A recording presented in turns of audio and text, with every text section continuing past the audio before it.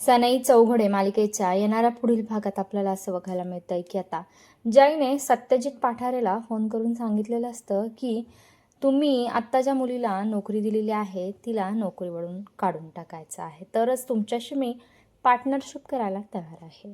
आणि मग सत्यजित विचार करतो की एका छाटछूट मुलीसाठी आपण कशाला रिस्क घ्यायची आहे. आणि सत्यजित म्हणतो की मी आत्ताच त्या मुलीला रिजेक्ट करून टाकतो. आणि मग जयला फार आनंद होतो. इकडे शर्वरीला जेव्हा कळतं की आपली नोकरी गेलेली आहे तिला प्रचंड वाईट वाटत असतं.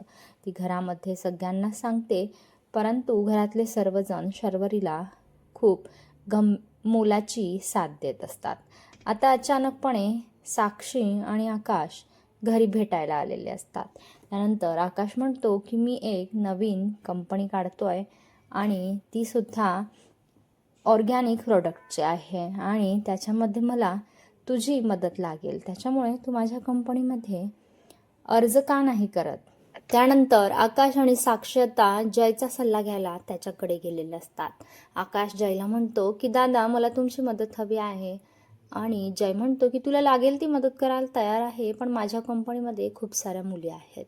आता जय आकाशसाठी त्याच्याशी पार्टनरशिप करायला तयार होणार आहे. आणि आता शर्वरी सुदैवाने जयच्याच ऑफिसमध्ये नोकरीला लागणार आहे.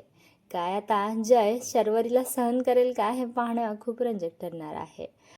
इकडे आता आसावरीला गौतमने प्रपोज केलेलं असतं आणि त्याने मंदिरात भेटायला बोलवलेलं असतं. काय आसावरी आता गौतमचं प्रेम स्वीकारेल का आणि त्याला ती भेटायला जाईल का हे पाहणं खूप रंजक ठरणार आहे.